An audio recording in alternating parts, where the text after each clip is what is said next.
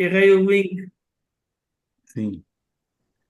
Bom, pessoal, vamos começar, vamos retomar então o item 3 que a gente acabou desenvolvendo muito o item 2 e a questão 2 e hoje vamos trabalhar a questão 3 para frente.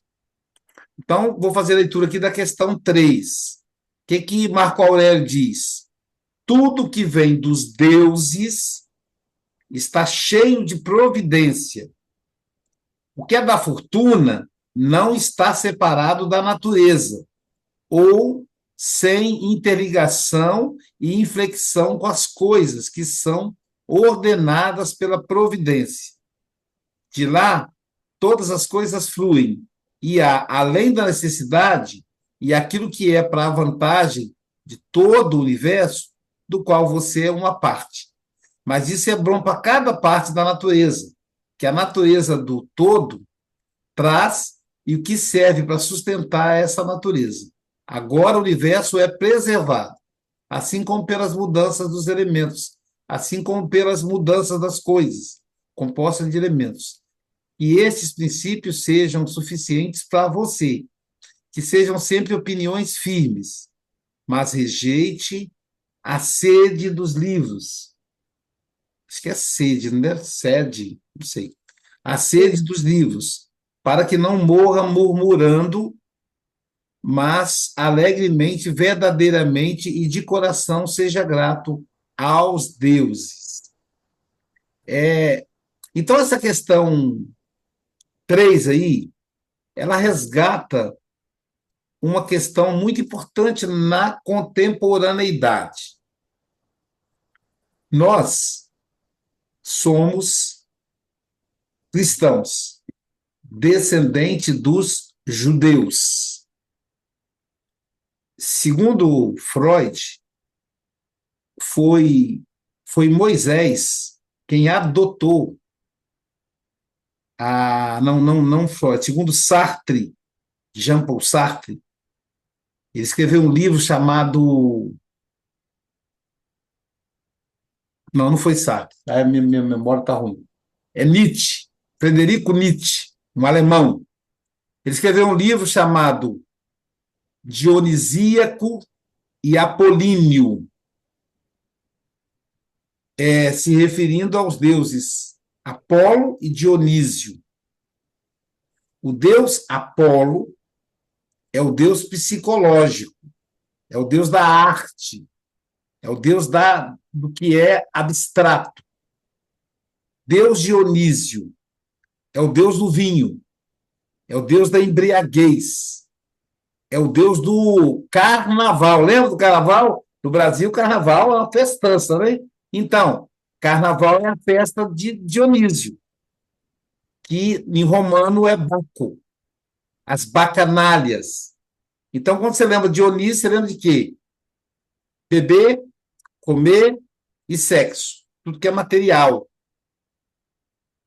Então, a festa do Dionísio. Eu tinha uma amiga que o nome dela era Dione, ela amava carnaval, ela era diretora de uma escola de samba.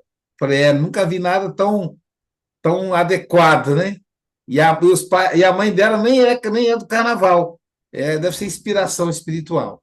Então, Dionísio, Deus do ser materializado, Deus da, Deus da diversão, Deus do prazer, ponto. E Apolo é o Deus da espiritualidade. Que o judaísmo fez? Separou os dois.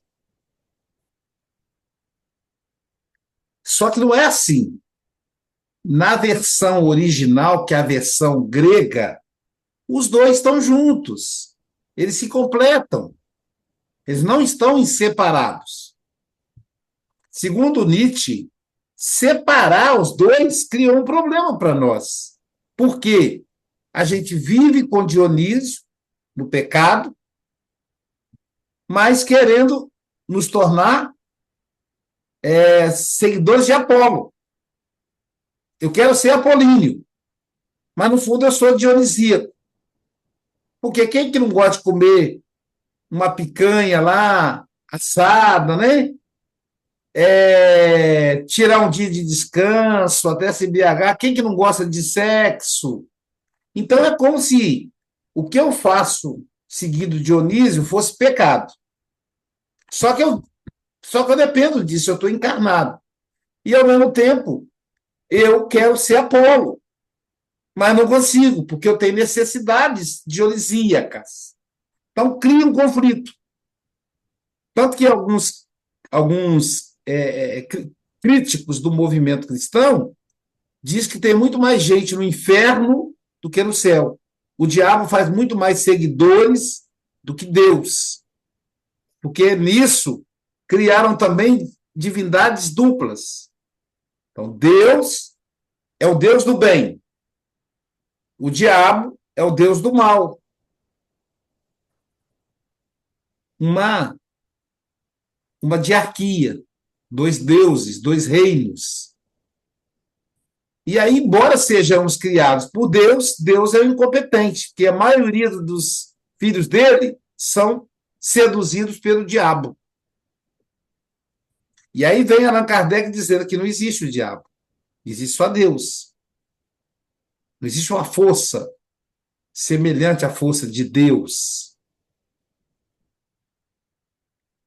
Bom, tudo isso para dizer que hoje a gente precisa pensar não mais em Deus, mas nos deuses. É o que Marco Aurélio se refere. Por que deuses? Porque, mas a Luísa, você está dizendo que a gente tem que acreditar em vários deuses? Nunca ninguém acreditou em vários deuses. Em nenhum momento da história. Todo mundo só segue um. Mesmo no Egito, que foi aonde Moisés copiou a doutrina dele. Só segue um. Então, nós seguimos o Deus Yahvé, o Deus Jeová, o Deus dos cristãos. Esse é o Deus nosso. Que é diferente do Deus dos islâmicos, que é Alá. E aí, como é que a gente faz? Não, o Deus verdadeiro é o islâmico, é o Alá. Então, metade da humanidade está errada, então. Nós estamos certos, somos a minoria. Para outro segmento, é Buda, é Krishna. Para os indígenas, para os pindoramas aqui da América, é Tupã. Para algumas tribos para o povo africano, é Exu. Como é que a gente faz? No meio de um monte de... Então, por isso que Marco Aurélio utiliza a expressão deuses, divindade. Então, existem vários deuses? Não, só existe um. É o mesmo, que recebe nomes diferentes. É igual perguntar a um daltônico, qual é a cor da camisa do Aloysio? Ele vai dizer, é azul. É azul para ele, véio. Ele é daltônico. Aí vocês vão dizer, não, é vermelho. Uma coisa é comum, a camisa existe. A cor, cada um vê de acordo com a sua possibilidade.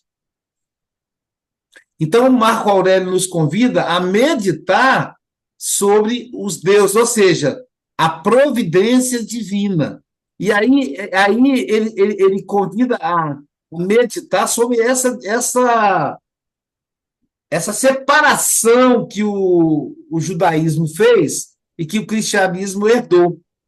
Isso é tão louco, essa separação, pessoal, que, por exemplo, alguns movimentos cristãos falam que Exu é o diabo. Mas como Exu pode ser o diabo se o diabo foi inventado pelos cristãos? Não existe diabo na linguagem iorubá. Então o diabo é nosso. Ele é nosso. Não podemos dizer que é dos outros. É nosso. Quem acredita, acredita. Agora, não, aquele ali é o diabo. Exu, Yansan, Pombagira, ou no caso aí da Umbanda, o Zé Pilintra, o Tranca-Rua, são nomes de origem das religiões de matriz africana. Então, cuidado com o Zé Pilintra. Ele é perigoso, ele é do diabo, ele faz o mal. Cuidado, tem até o Caveira, Exu Caveira. Imagina que a gente morre de medo de caveira, né? O Exu Caveira ele aparece em forma de caveira para a pessoa. O diabo, não é não? Não é, porque o diabo não é deles, ele não conhece o diabo. Quem inventou o diabo foram os cristãos. Então é dos cristãos, é vocês, é nosso. O diabo é nosso, não é deles. Então ele precisa ter isso muito claro para a gente não ter um raciocínio maluco que compromete a nossa capacidade de interpretar a realidade. Agora, no carnaval, vai ter muita apresentação de orixás. Eles aproveitam esse período para se para apresentar a cultura iorubá, a cultura africana. E lá na passarela todo mundo aplaude e tal. É só quando cai dentro da família que complica. Então, não importa se é Exu, se é Pai Oxalá, se é Tupã, se é Alá, se é Yahvé, se é Jeová. O que eu tenho que me referir aqui é à divindade. Como diz o alemão, o filósofo alemão, Schelling, existe o ser, o não ser é tudo aquilo que está fora de mim. Existe o eu, não ser. O eu e o não eu. O eu é o ser Aloísio. O não eu, para mim, são vocês. Qualquer coisa que não seja eu, é não eu. Então, o eu e o universo, o planeta, as coisas, é o não eu. Então, por exemplo, Thaís é não eu para mim. Eu sou não eu para Thaís. Eu sou não eu para Conceição. Por quê? A Conceição é a Conceição, ela não é o Aloysio, ela é a Conceição. Então, o eu dela é Conceição. Tudo que está externo ao eu é o não eu, inclusive o corpo. O corpo é não eu. O corpo não me pertence. Porque quando eu vou embora, o corpo fica. Agora, o que me pertence é o que eu levo para o túmulo, né? Então, eu não eu. E aí Schelling diz, e uma força superior ao eu e o não eu que criou tudo que existe. O que é isso? Deus. Yahvé, Jeová, Alá, Exu, Tupã, seja qual nome esse ser vai ter. Então, vamos chamar esse ser Deus de providência divina, que é o que o Marco Aurélio chama. Então, o que o Marco Aurélio está dizendo na questão número 3? Que tudo que está na natureza pertence à providência divina. Foi ela que construiu, está submetido à lei. E aí ele fala: o que não está separado ou sem interligação. Então ele vai falar: a fortuna, ou seja, a riqueza, ela faz parte da providência divina. Ela está ordenada em Deus. Porque o que o Marco Aurélio percebeu? Que as pessoas colocavam a riqueza como algo do demônio, como algo não de Deus, né? Dinheiro não é de Deus, riqueza não é de Deus, ambição não é de Deus, sexo não é de Deus. Aí, quando a gente faz isso, a gente perde o senso de realidade.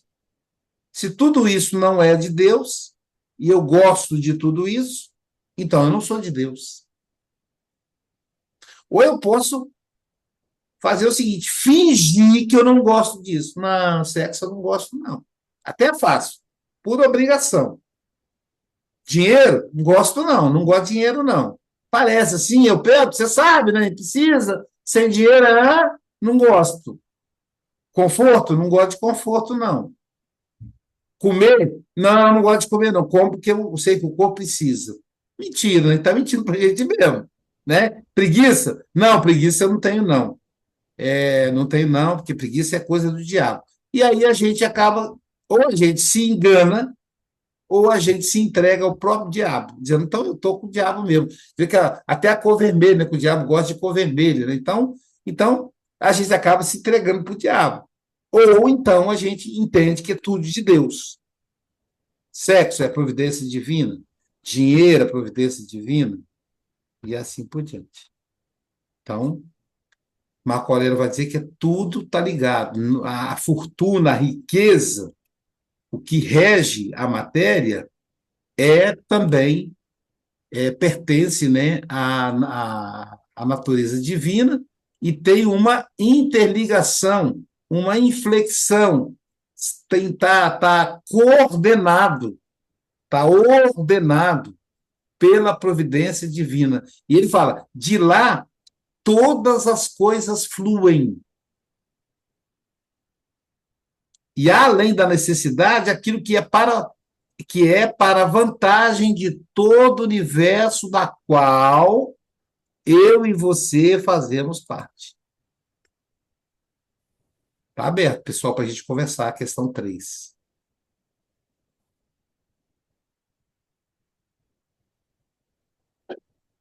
É um de cada vez, né? Todo mundo ao mesmo tempo não dá, me confunde. Tem que ser levantar a mão.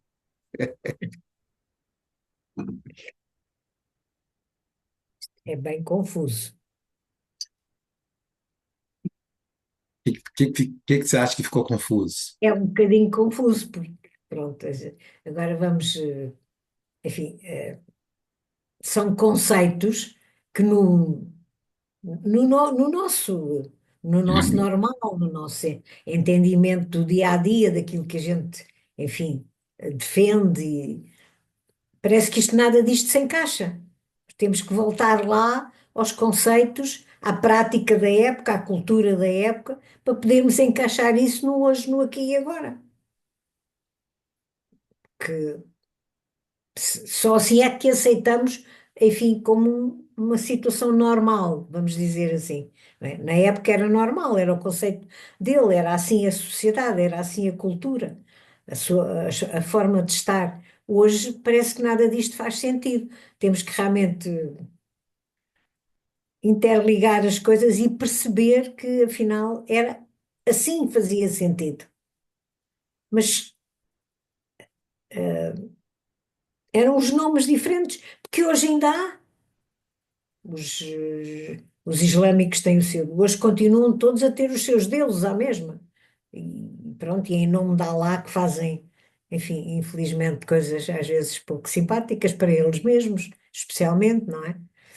E nós ouvimos muitas vezes, porque em nome dos seus deuses cometem-se coisas completamente absurdas, não é? Mas nós também, Lisete, nós também. Nós também matamos em nome de Deus. Ah, claro Tá que lá, sim, o então. presidente dos Estados Unidos é evangélico, está expulsando os imigrantes em nome de Deus. Ele é evangélico? Ele é evangélico. Apresentou lá. Ele, inclusive, graças a Deus, ele foi assistir um culto e a pastora falou para ele tudo Ô, Luiz, o ele é que o planeta católico. inteiro gostaria de falar. Aquela Não sabia. pastora, gente, coisa boa, a Ele é gente. católico. Hein? Ele é católico. Mas o que ele vai fazer lá naquele culto evangélico? Foi a pastora que Ah, deu para ele. político safado, vai em E tudo, aí, até eu igreja. achei que ele fosse. Porque a maioria dos Estados Unidos são evangélicos, né? A predominância lá é evangélica. Mas que pastora Mas eu maravilhosa, acho que a no pastora norte, falou eu sou. tudo, tudo, tudo. E ele ficou caladinho. Como é que ele vai bater de frente com a autoridade espiritual, né? Porque um princípio ali é o fundamentalismo, é a autoridade espiritual. Deus acima de tudo, né? Sei lá, acima de todos, alguma coisa assim. Então Deus está na frente. E aí a mulher falou tudo para ele. O senhor está deixando a comunidade apavorada. Os imigrantes são nossos irmãos, são nossos amigos. E foi falando, falando, falando. Ele ficou Ah, caladinho. boa. No outro dia ele xingou, ele falou que ia expulsar ela dos Estados Unidos, mas na hora ele teve que engolir. E como ela é pastora, e parece-me que bem comprometida, ela não está nem aí, né? Se você expulsa ela dos Estados Unidos, vai para outro canto pregar o evangelho. Com gente que está comprometido com a tarefa de divulgação do evangelho, não tem como fazer mal para eles, que o pior para eles é a morte. Como eles não têm medo da morte mais, né? Então, mas percebe? Então, assim, isso tudo em nome de Deus.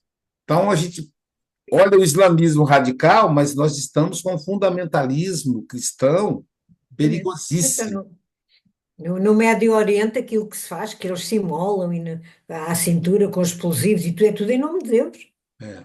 Mas, Fazem aquilo em nome de mas Deus. o que eu estou tentando dizer, Lisete, que não está tão longe, não. Tudo, Pois, a foi ontem. perseguição aos homossexuais, aos imigrantes, aos negros, às mulheres, né? A gente vê aquelas mulheres usando a burca, e dizendo, nossa, que absurdo, mulher não indo para a escola, mas o fundamentalismo, se eles ganharem terreno, eles chegam nesse ponto, o fundamentalismo cristão, né? Então, Infelizmente, não sei se no Brasil têm acesso a ver. Às vezes, há assim uma notícia que gosto de ir lá aprofundar. Na China, há coisas completamente horrorosas. Há práticas fundamentalismo. de um fundamental, uma coisa completamente.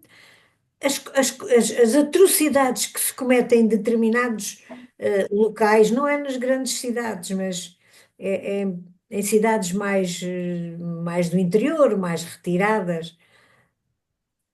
É absurdo, é absurdo as práticas, o que obrigam, especialmente as mulheres, que são, enfim, umas vítimas maiores nestas questões, e então os chineses, as mulheres é o número só o mínimo, mais não. É horrível, eu às vezes penso, como é que no século XXI isto ainda é possível? Como é que no século XXI ainda se pratica isto? Mas o que eu tenho percebido atualmente é que isso não está vinculado a um país específico. Isso está espalhado Sim, em sim, sim. todo o planeta, em todos os países. É que a mídia divulga o que é ruim do outro, então fica parecendo que é o outro. Então, quantas vezes a gente criticou o movimento islâmico lá fora, né? A poligamia tribal da África, né? Um presidente que tinha 5 esposas. Mas, se a gente prestar atenção, isso está espalhado. São movimentos que eclodem em várias partes do planeta. Então, parece que tem um grupo de espíritos que resistem ao processo evolutivo. Eles ficam lá atrás. Estão em meio à civilização, mas eles estão resistentes. Isso em todos os povos. Em todos os povos. Em todas as sociedades. Sem exceção. Sem exceção. Quando a gente vê, por exemplo, o que o Hitler fez na época na Alemanha, o Mussolini na Itália, parece um absurdo. Mas existem pessoas que defendem isso hoje.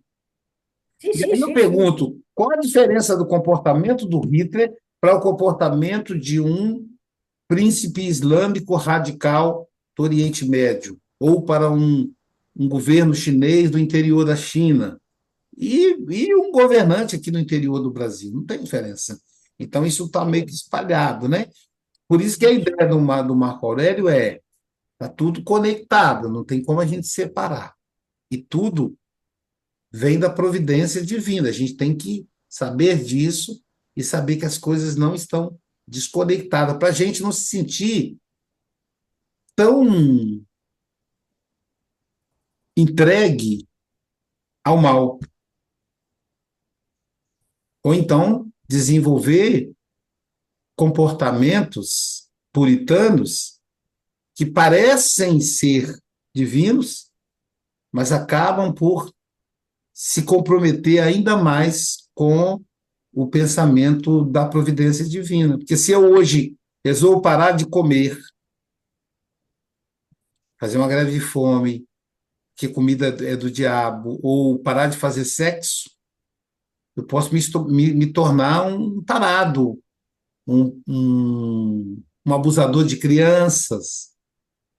Então, percebe que não tem como, né? Eu me torno alguém, o puritano, normalmente ele vai perseguir aquele que ele acha que é o do pecado.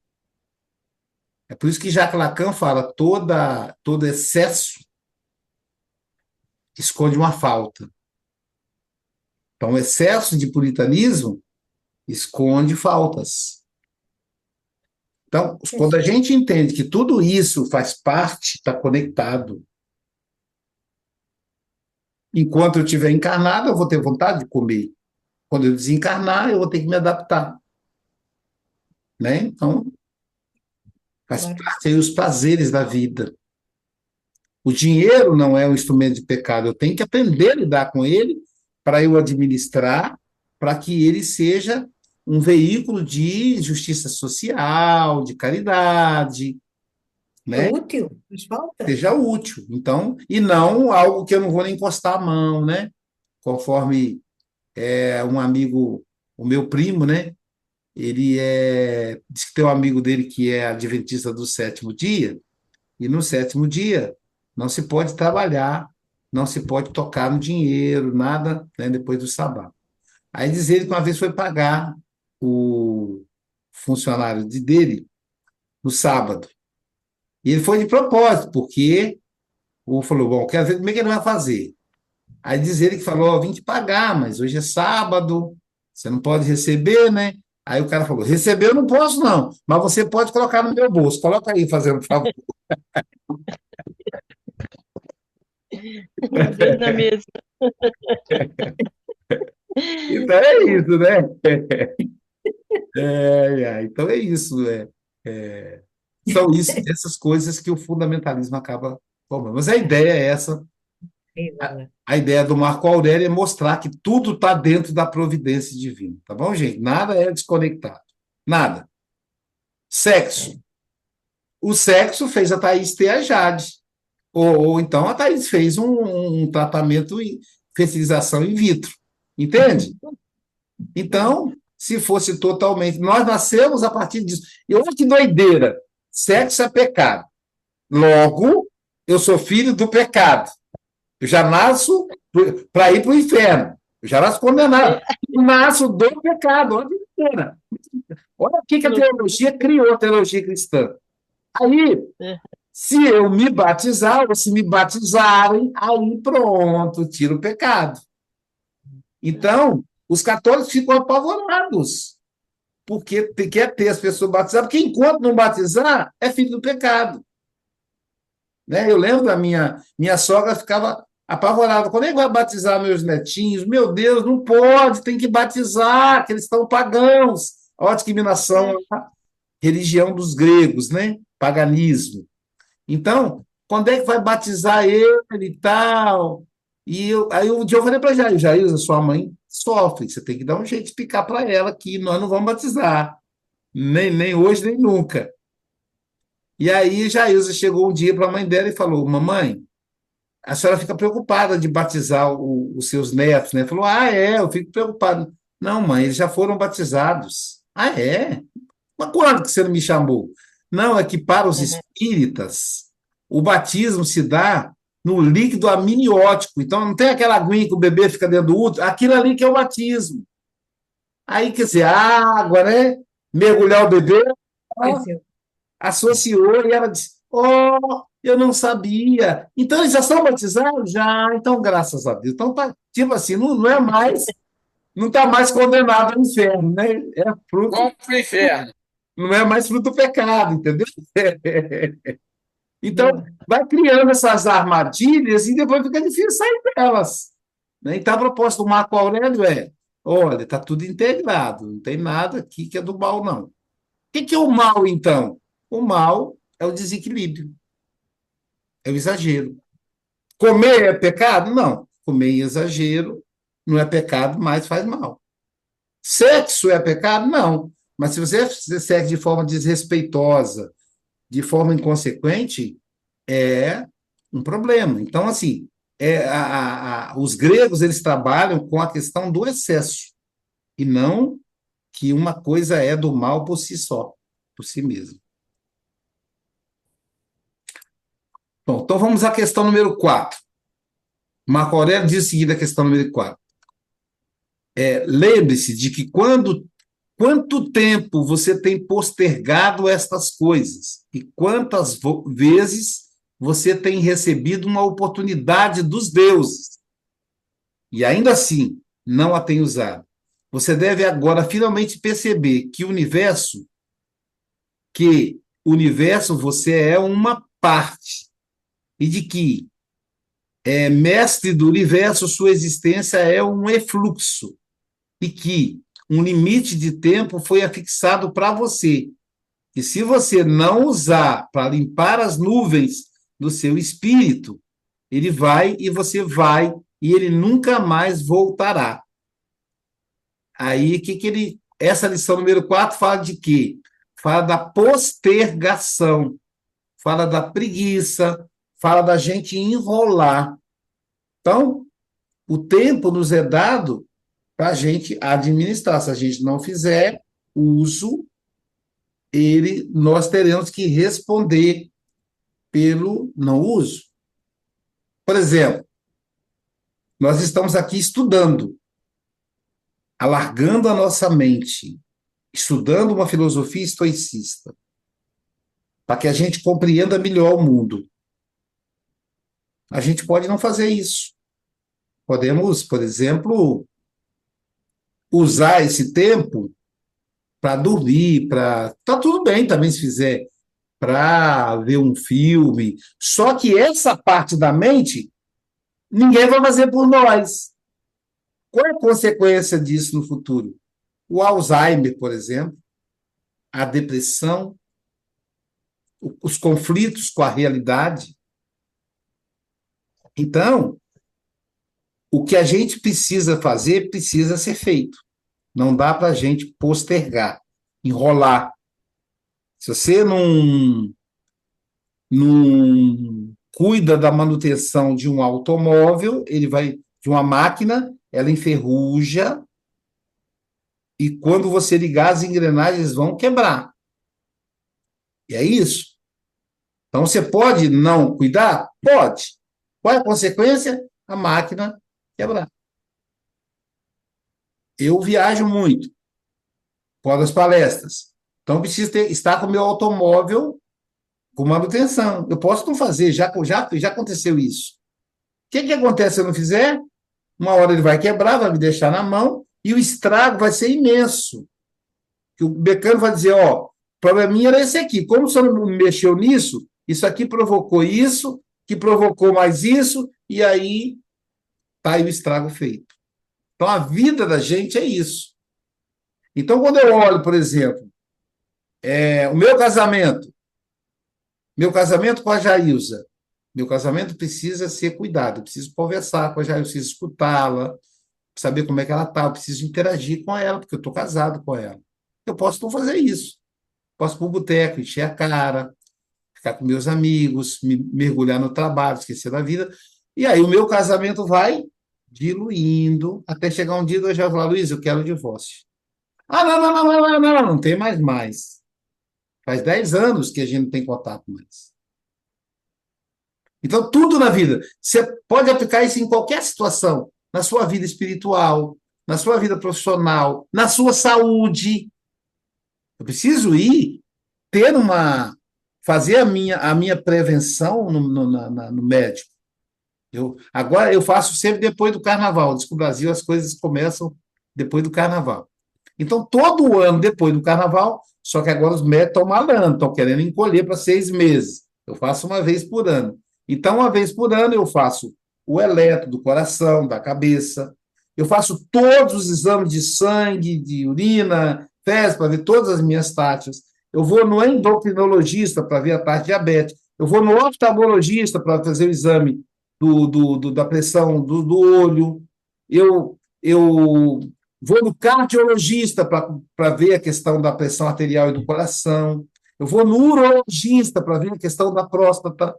Isso eu faço todo ano. Então, eu já reservo um dinheiro para isso, porque eu não tenho plano de saúde. Meu plano de saúde é do SUS. Então, eu faço isso. Eu posso não fazer? Posso.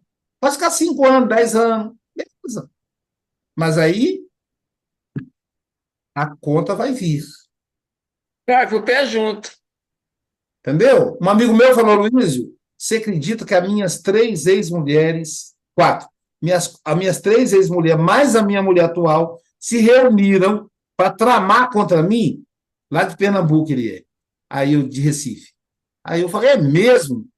E ainda juntaram com as minhas filhas ainda. Então, tem 2 ex-mulheres que é médica, tem a filha que é fisioterapeuta, tem a esposa atual enfermeira, enfim, parece que ele gosta de mulher da área da saúde. As mulheres se juntaram todas e deram a prensa, convenceram a esposa atual que elas são amigas. É muito interessante. Elas são amigas. Então, convenceram a esposa atual a levar no médico. E falou assim, e aí você sabe o que elas me arrumaram? Falei, o quê? Me arrumaram um monte de problema.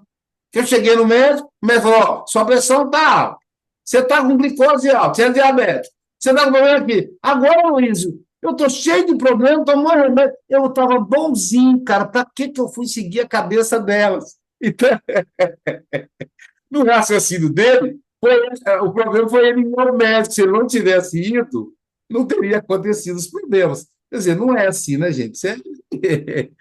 Mas Onde é que eu já ouvi isto? então a gente não pode negligenciar. Esse é o ponto que o Marco Aurélio nos convida. Nós dizemos aqui, quem procura acha. É o que ele disse. Pois é, fui procurar, achei. Se eu não tivesse ido procurar, eu teria achado. Não é assim, né, gente? Então, o que o Marco Aurélio faz é o seguinte: a gente não pode negligenciar. Ou seja, que a gente fique atento. Que a gente acha necessário fazer, façamos. Ô, Luiz, né, igual ele fala assim, na questão de postergar, né? Às vezes a gente vê, né, um amigo, uma amizade, e que às vezes você fica muito tempo, às vezes, sem conversar, né? Eu sei disso, assim, a minha irmã aconteceu, né? Ela tinha uma amiga dela, né, era muito amiga, e acabou assim, devido à correria do dia, do tempo, parou de encontrar. Quando ela ficou sabendo, ela já estava praticamente com câncer nas últimas, não teve nem tempo dela dar um abraço. Então, às vezes, a gente fica nessa situação, ou uma briga com um parente, ou mesmo um amigo, e o tempo, igual ele coloca aqui, ó, e se você não usar para limpar as nuvens de seu espírito, ele vai e você vai, e ele nunca mais voltará. Quer dizer, aquele abraço, aquela conversa, ou né, que você deixou por achar que amanhã eu vou lá, amanhã eu vou, e o amanhã não teve mais volta, né? É, às vezes não vai ter mais volta. Antônio, desculpa lá dizer aqui uma coisa, mas não é preciso ser amigo ou ser por aí. Temos ao lado. Aquilo que o doutor Luís contou agora, das 3 mulheres que se uniram, às vezes não é preciso 3 mulheres, basta uma estar ao lado todos os dias, vai, vai, vai, vai, e não vai, e É não isso aí. vai, e só vai na última hora, já quando não há mais nada a fazer. É Por isso. isso não vale a pena discutir isso. Isso está nas pessoas, e as pessoas, se insistem que não vão porque estão bem e eles é que sabem, não há nada a fazer. Eu tenho isso comigo, anos e anos, Mas se você porque sabem. percebe o desejo, a necessidade de ir lá falar, se você vai falar, já está bom. A questão não é a gente resolver, é a gente fazer a nossa parte. Então, se o Saramago pensa assim, eu tenho que pedir desculpas ao meu amigo fulano de tal que ficou lá em Portugal. Vamos arranjar um nome fictício. Ao meu amigo Antônio, que ficou em Portugal. Se ele sente essa necessidade, quanto antes ele puder ligar e falar: olha, Antônio, quero te pedir desculpas, te dizer que eu te amo, que você é importante para mim. O Antônio talvez nem está nem aí, mas o negócio é o próprio Saramago, é ele saber que ele resolveu aquele ponto. Do que ele falar, eu vou, amanhã eu vou, mês que vem eu vou. E aí um dia, olha, estou com vontade de conversar com o Antônio, ele faleceu. Era tarde. né? Então, e mesmo que, às vezes nem faleceu, eu falo, eu vou. Aí, 6 meses depois, ele vai, e o Antônio fala, agora não quero mais sua amizade, não, você nem lembra de mim. E aí, sabe? Então, o que o Marco Aurélio vai dizer, que quanto mais a gente demora, é como aquele carro, que você não dá manutenção, mais o quadro se complica. Se o outro vai aceitar ou não, é problema dele. Mas o nosso papel é tomar a nossa iniciativa, né? Então, assim, e isso em todos os campos. Foi muito bom, Luiz, lembrar disso aí. Em todos os campos. Eu já contei para vocês que um dia me deu vontade de falar com a minha mãe. Eu falei, gente, eu vou falar com a mãe que o quanto ela é importante para mim. A minha mãe me pariu 7 filhos. Fácil. Talvez ela não saiba o quanto ela é cara para mim, o quanto é importante. Eu vou ligar para ela. Só que eu esqueci do fuso horário. Eu estava na Itália. E na Itália, 8 horas da noite, já é meia-noite aqui no Brasil. Devia ser 8 ou 9. Foi depois da palestra, eram umas 9, 10 horas da noite. Que já era 2 horas da manhã aqui no Brasil. Aí eu, liguei. Oi, mãe, boa noite. Viu, né? Sem a noção, esqueci do fuso horário. Boa noite, filho. Tá tudo bem? Tá tudo bem, mãe. Falei, pois é, mãe, eu estou ligando para a senhora para dizer para a senhora que eu te amo, de como sou grato por tudo que a senhora fez por mim e tal. Aí ela falou: tá tudo bem, meu filho? Estou. Você está onde? Eu falei: estou na Itália. Nossa, parece que está aqui perto. Eu falei: é a tecnologia. Aí ela falou: meu filho, você está com.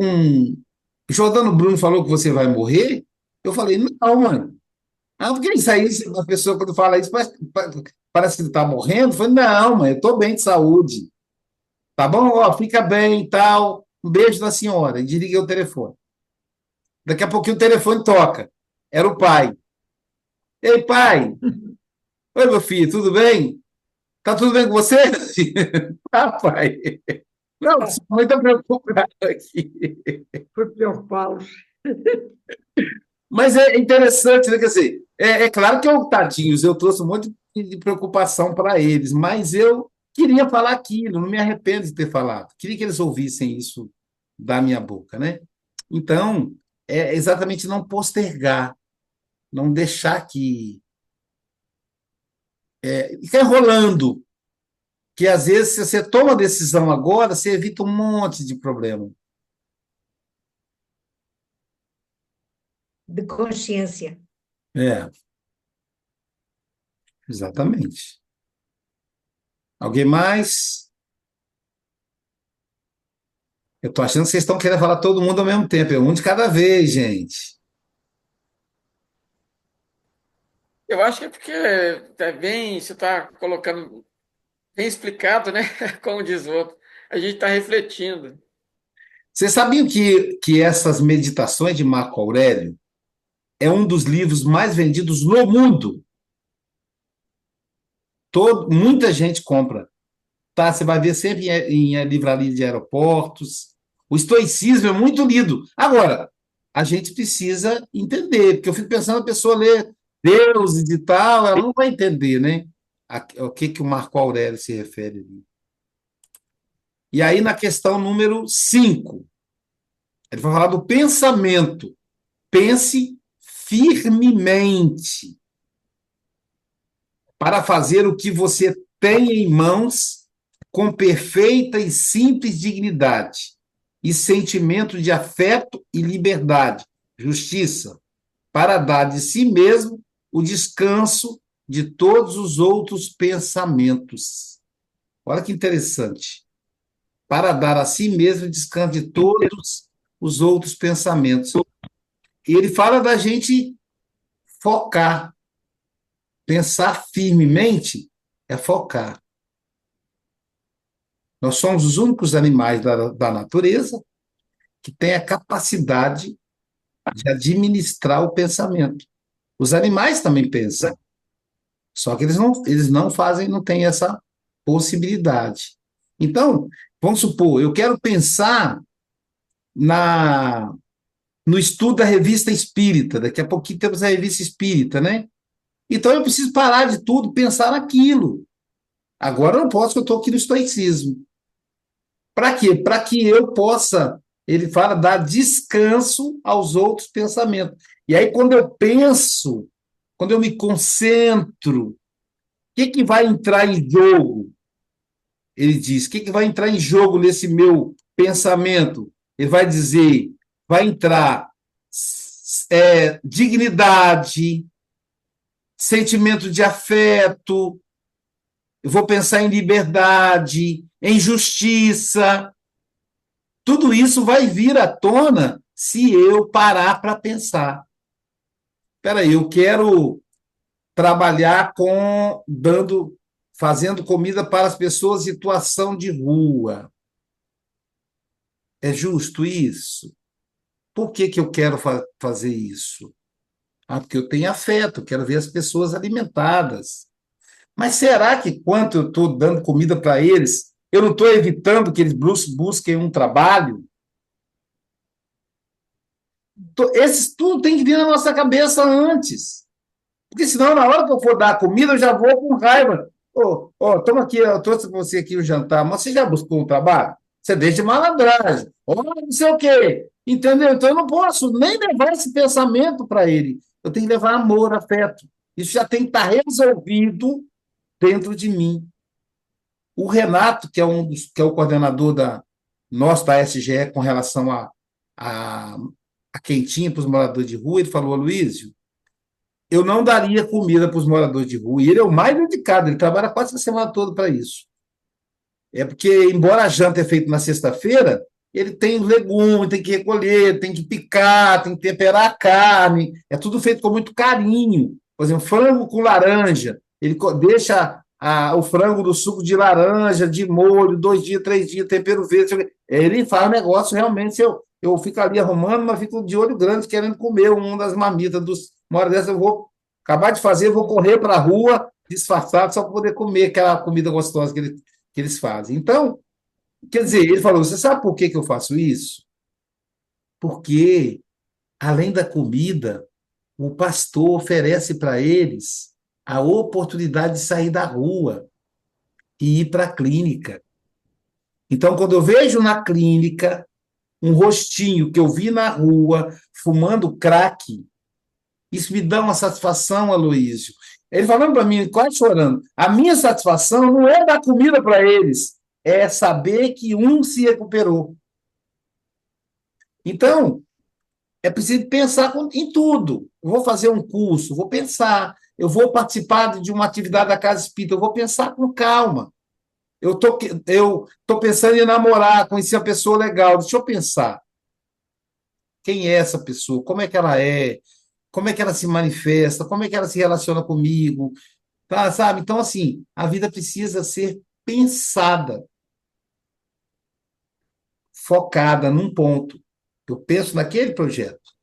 Enquanto isso, e os outros, por exemplo, e a revista espírita? Agora tá descanso.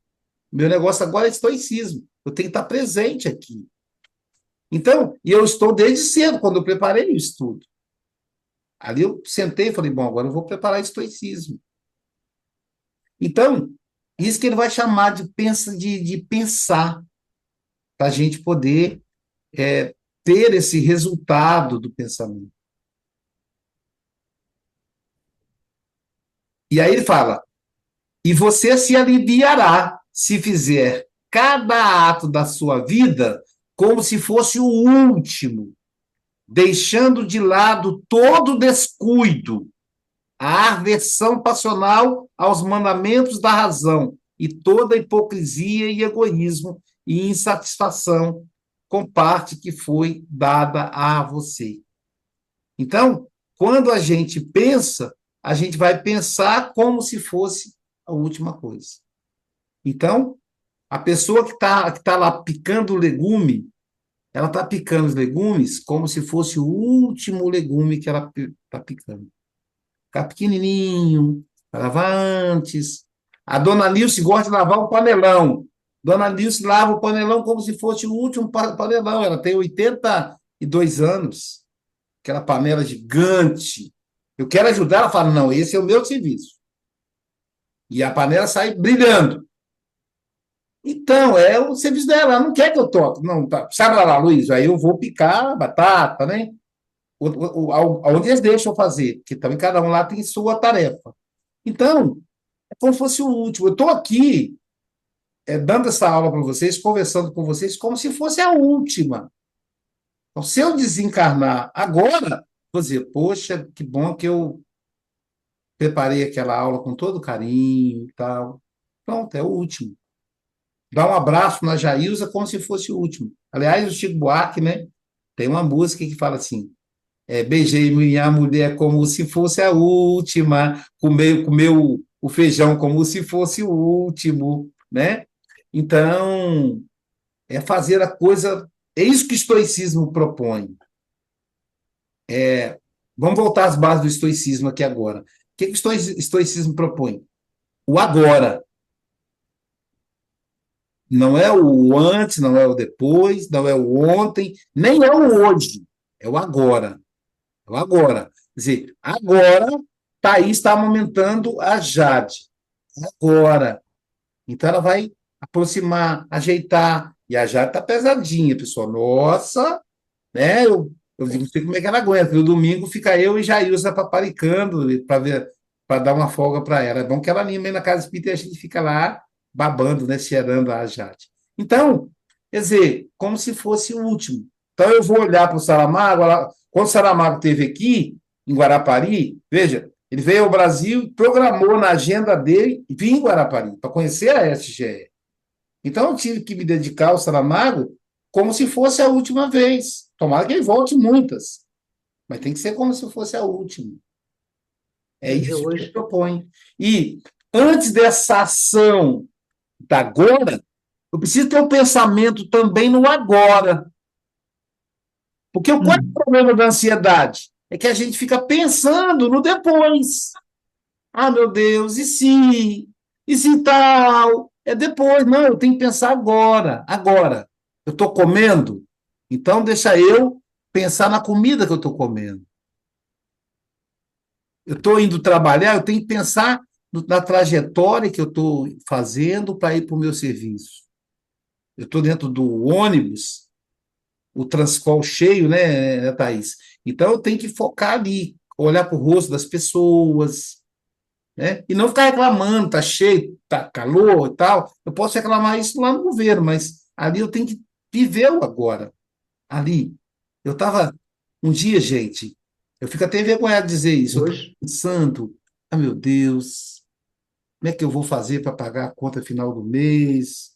Um monte de menino pequeno. E eu pensando, ah, meu Deus, e tal. De repente eu parei de pensar e olhei uma mulher com a barriga desse tamanho, devia estar quase na hora de parir, a mulher em pé.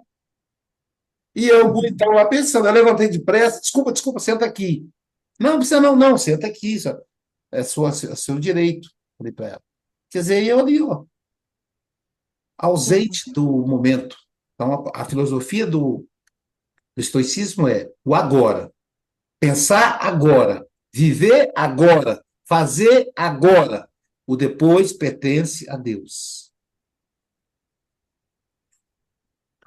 por exemplo, hoje ao almoço, posso dizer, estou do seu lado. Como hoje aqui ao almoço, doutor. Ah, é? Hoje aqui hoje depois do almoço, aqui em Portugal, em Lisboa, depois Uhum. do almoço, as caras abanaram todas. É agora.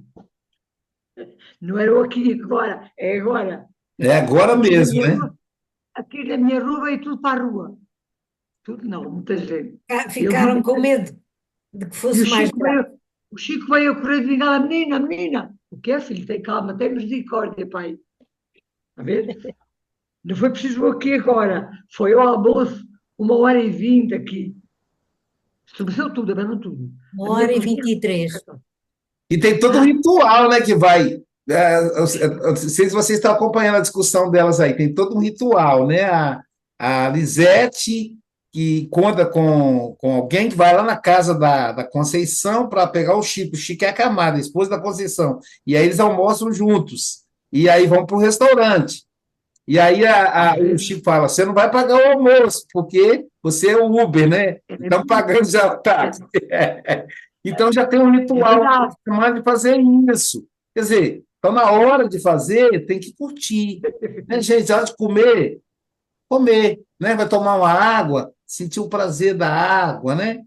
Ao dormir, falar, ai, que bom, agora eu vou dormir. Sentar na cama e esticar o corpo, levantar da cama e alongar-se, igual os gatinhos, né? Os gatinhos se alongar quando levantar. Então, sabe, é essa a proposta do estoicismo. Filosofia do agora.